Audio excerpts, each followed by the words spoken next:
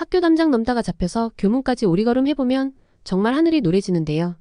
물론 월담마다 잡힌다고 항상 오리걸음을 하지는 않았어요. 대신 무슨 특수부대 전역했다는 선생님이 우리 옷이 어떻게 되든 말든 교문까지 포복으로 기어서 가라는 경우가 간혹 있었는데요. 이게 어디를 잡고 이동하는 게 아니라 말 그대로 바닥을 박박 기어가는 게 되다 보니 온몸에 흙먼지는 당연하고 앞에 가는 애 발에 치이기라도 하면 기분은 그대로 다운인데요. 그래도 이동하는 와중에 선생님께 한 대라도 맞으면 없던 힘도 불끈 솟아나곤 했어요. 대신 포복 중에 체벌을 당하면 왠지 조선시대 특정 형벌이 생각나는지라 특히나 더 억울한 느낌이 들기도 했고요. 물론 이건 단순한 느낌이 아니라 더 아플 수밖에 없는 문제이기도 했고요. 선생님은 평소랑 다름없이 서서 회초리를 휘두르시는데 우리는 어디 칠판 받침대나 벽을 짚고 있는 것도 아니었고 하물며 엎드려 뻗쳐 있는 게 아니라 그냥 생으로 바닥에 납작 엎드려 있는 거잖아요. 그 상태라면 선생님도 동작을 크게 휘두를 수밖에 없다는 건 당연한 거고 그러려면 짤막한 회초리로는 감당이 안 될 테니 기다란 회초리가 쓰이게 마련인데요. 아무래도 길이가 길어지면 회초리는 훨씬 더 묵직하고 단단해지기 마련이잖아요. 그나마 매일 아침마다 담을 넘어대는 애들이 학년을 막론하고 많아서 다행이지 아니었으면 바닥을 기다 말고 선생님 발목에 매달렸을지도 몰라요. 그런데 이것조차도 그나마 제가 매일같이 담을 넘었던 건 아니라서 한데였어요.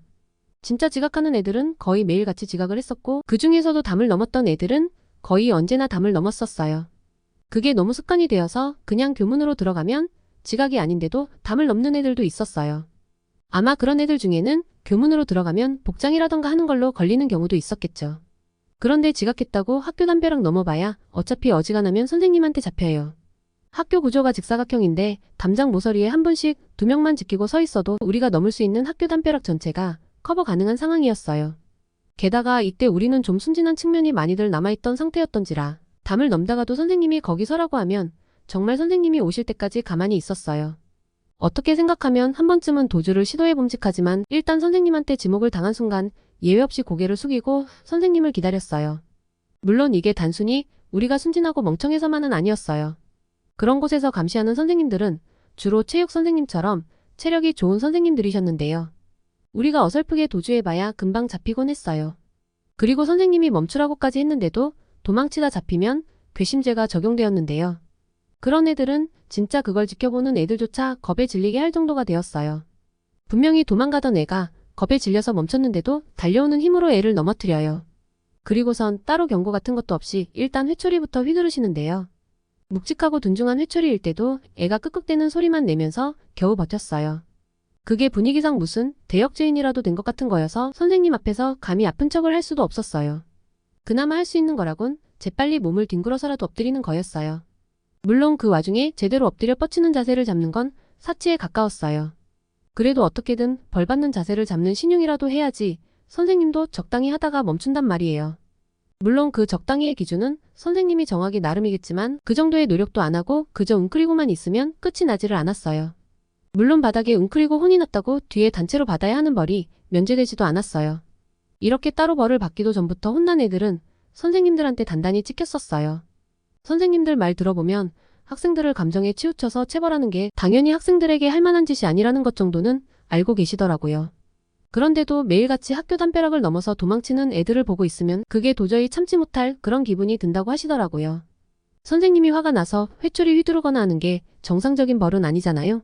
당연히 다른 애들보다 더 큰 잘못을 저질렀으니 그에 따른 벌은 따로 받아야 하겠지만요. 물론 그걸 아무렇지도 않게 감당하는 애들은 잘 없어요. 그 정도 된 애들은 선생님들께 자주 걸렸던 애들이니까요. 그리고 그런 외곽 감독하는 선생님들도 자주 서는 선생님들이 계시다지만 어쨌건 매일 바뀌기는 하시잖아요. 그 와중에 한 선생님에게 제대로 얼굴 도장 찍으려면 그야말로 상습이 되어야 했어요.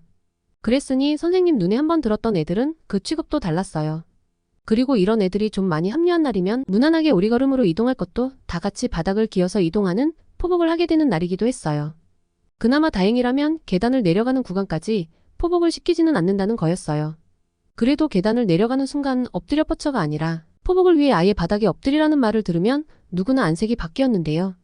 선생님에게 찍혔건 아니건 일단 담을 넘다가 선생님 손에 잡히게 되면 제대로 서 있는 게 힘들 정도로 혼나고 본단 말이에요. 그래도 그 정도는 학교 담장을 넘나드는 애들이라면 어느 정도 각오하는 게 있어요. 잡히면 뒤뚱거리며 오리걸음 제대로 한번 하겠구나 하는 정도요. 선생님 회초리에 따로 혼이 난 상태에서 오리걸음을 하면 계절에 상관없이 땀이 나고 냄새도 좀 나고 할 테지만 그래도 봤을 적에 큰 티는 안 난단 말이에요. 그런데 바닥에 납작 엎드리는 포복은 말이 좀 다르잖아요. 땀으로 범벅이 되어 있는 상태에서 운동장에 모래먼지 한 번 옷에 묻으면 그거 수업 시간 내내 어떻게 털어내지도 못하는 거잖아요. 그 꼴을 하고 집에 가면 그런 사정을 모르는 엄마가 봐도 그냥은 안 넘어가잖아요. 그래서 그런 건 선생님께 제대로 찍힌 애들도 바로 엎드리지는 않았어요. 물론 그 와중에도 선생님이 시키자마자 재빨리 바닥에 털푸덕 엎드린 애들도 있었고요. 그럼 선생님은 걔네들부터 일단 출발시키셨어요. 목적지는 당연히 운동장을 가로질러서 교문까지 가는 코스였고요. 일단 그렇게 몇 명이라도 기어가기 시작하면 그 뒤에 눈치 보면서 엎드리는 애들이 있어요. 물론 그 와중에도 옷 베리는 거 피해보겠다고 가방을 배에 깔고 엎드리는 애들도 있었죠. 당연히 선생님이 그걸 그냥 넘길 리가 없었어요. 그야말로 자기 혼자만을 위해서 매를 버는 행동이었어요. 선생님이 걔 책가방을 멀리 던져버리시는데 그걸 걸어서 주워올 수 없었어요. 선생님이 바로 앞에 계시니 어쩔 수 없이 혼자 옆으로 기어갔다가 다시 원점으로 돌아온 다음에야 교문으로 출발할 수 있었어요. 그쯤 되면 어지간한 애들은 알아서 바닥을 기고 있을 타이밍이긴 했어요. 끝까지 눈치 보고 있던 애들도 솔직히 출발을 하지 않았다 뿐이지 두 손은 이미 바닥을 짚고 언제라도 기어갈 준비 정도는 하고 있었어요. 그러다 선생님이 중간쯤 가는 애들한테 속도가 늦다며 회초리질하는 걸 보고 나면 이제라도 출발을 해야지 험한 꼴 보지 않겠구나 하는 생각이 들곤 하죠. 물론 그쯤 되면 이미 늦었지만요. 확실히 기다란 회초리를 들고 막 달려오는 선생님을 보고 있으면서도 이미 늦었다는 걸 모를 사람은 없을 거예요. 늦었다고는 하지만 그때라도 포복을 시작해야 했어요. 그나마 그런 정성이라도 보여야지 팔다리라도 움직일 수 있었거든요. 간혹 선생님 기분이 좋지 않을 적에는 열중샷 자세로 기어가야 할 때도 있었어요. 처음 그런 말을 들으면 움직이는 게 불가능할 것만 같은 막막함이 느껴지지만 회초리로 몇 대 맞고 불타오르는 느낌을 받으면 어떻게든 움직이게 되어 있어요. 신기하게도 어떻게든 몸부림을 치다 보니까 또 움직여지더라고요.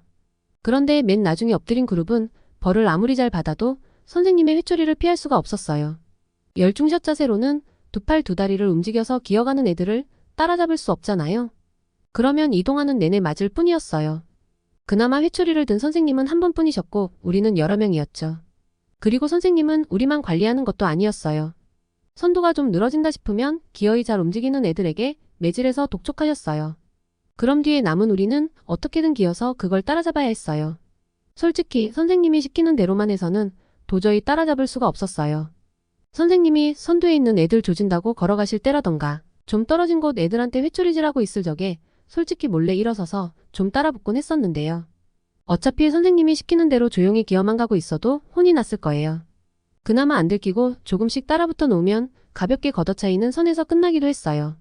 그래도 교문 근처까지 가기 전에는 계속 기어 다녀야 했지만요. 이미 옷은 땀이랑 흙먼지로 범벅이 되어서 엉망이 되어 있는 상태였는데요. 그나마 교문 근처에는 화단이라던가 하는 게 있어서 끝까지 기어가라는 말은 안 하셨어요. 그저 저기 친구들 옆에 가서 붙으라고 하셨는데 재빨리 뛰어가면 되었어요. 평소라면 또 혼나러 가는 길이라서 머뭇거렸을지도 모르지만 운동장을 포복으로 가로지르고 나면 그 어떤 기압이라도 반갑게 느껴졌어요. 특히나 겨우 엎드려 뻗치는 정도라면 더더욱 그랬었는데요. 그렇게 뛰어가면 애들이 두 부류로 나누어져 있는 경우가 많았어요. 등교 시간이 아슬아슬하게 지나서 도착하는 바람에 지각생이 된 부류.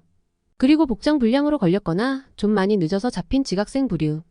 당연히 그나마 빨리 도착한 애들은 무릎 꿇고 손드는 선에서 차례를 기다리고 있었고 다른 애들은 엎드려 뻗치고 있었는데 우리가 어디로 붙어야 하는지는 물어볼 필요도 없었어요. 그렇게 우르르 몰려서면 본격적으로 시작이 되었어요. 단순 지각생들과 달리 우리는 담이나 뛰어넘는 애들, 선생님 말 안 듣고 복장 불량이나 기타 사유로 걸렸던 애들, 그리고 결석이나 다름없을 정도로 늦게 도착해서도 다른 애들과 같은 대우를 받기 원하는 그런 파렴치한 애들의 집합이었어요. 선생님들이 보시기에는 그런 애들은 다 똑같은 애들이었던 거였어요. 그럼 우리들만을 위한 기합이 본격적으로 시작이 되었어요. 선생님에 따라서 우리가 지쳐 쓰러질 때까지 운동장을 돌리는 경우도 있었어요. 하지만 그렇게까지 자비로운 선생님을 만나기는 쉽지 않은 일이었어요.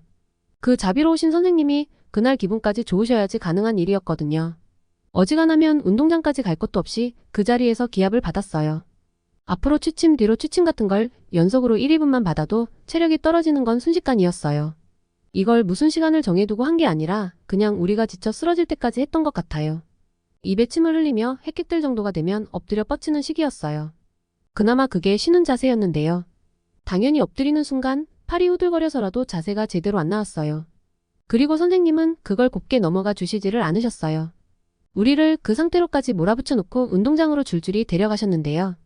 그때는 그냥 운동장을 뛰라고 해도 기어가는 속도가 나왔는데 기어이 또 포복을 시키는 선생님도 계셨어요.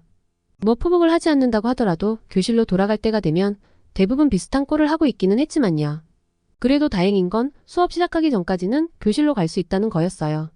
그 전에 학년이랑 방 그리고 이름까지 알뜰하게 적힌 다음에야 갈 수 있었지만요. 그래도 이 정도만 벌을 받았으면 오히려 상습 지각생이랄지 하는 애들은 줄었을 거예요. 복장 분량은 어쩔 수 없었다 치더라도 지각생은 좀 줄었을 수도 있었겠죠. 집이 멀다거나 버스 배차 간격이 문제라거나 하는 건 다 개인 사정이라 고려되지 않았어요. 지각생은 그저 지각생일 따름이었죠.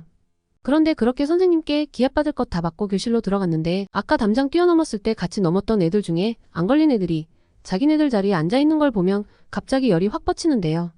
그대로 성질 다 부렸으면 둘 다 다시 담임 선생님께 끌려나갔겠지만 그때는 이미 그럴 힘도 없었어서 그저 앉고 싶을 뿐이었어요. 그나마도 움직일 힘이 남았다면 빨리 체육복으로 갈아입어야 했고요. 다들 멀쩡한데 누구만 먼지투성이로 남아있으면 어느 선생님이라도 걔를 먼저 볼 거잖아요. 체육복으로 갈아입어도 튀는 건 똑같지만 그래도 체육복이 더 나았어요. 수업 시간에 체육복 입는 걸 싫어하는 선생님도 계셨지만 그래도 체육복도 학교에서 입을 수 있는 옷의 한 종류이기는 했으니까요. 어쨌거나 그렇게 자리에서 쉴 수 있게 되면 자연히 먼저 들어갔던 애들한테 시선이 갔어요. 같이 담을 넘었는데 쟤네들은 멀쩡하게 앉아있구나 하는 생각을 하면서요. 의식의 흐름이 다음부터는 지각을 안 해야겠다 거나 하는 쪽으로 흐르지 않았어요. 그냥 선생님 시키는 대로 옷 줄이지 말고 접어 올리지 않으면 될 일이거든요. 조금 더 빨리 일어나서 늦지 않으면 될 일이거든요. 그런데 그 간단한 게 학교 다닐 적에는 그렇게는 안 되더라고요.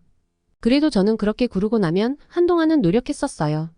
그래서 졸업하는 순간까지도 딱히 맷집이나 체력이 늘지 않았는지도 모르죠. 어쨌거나 이번 이야기는 여기까지만 할게요. 더 재미있는 이야기를 듣고 싶으신 분들은 좋아요 한 번씩만 체크해 주시고요. 그럼 다음 영상에서 만나요.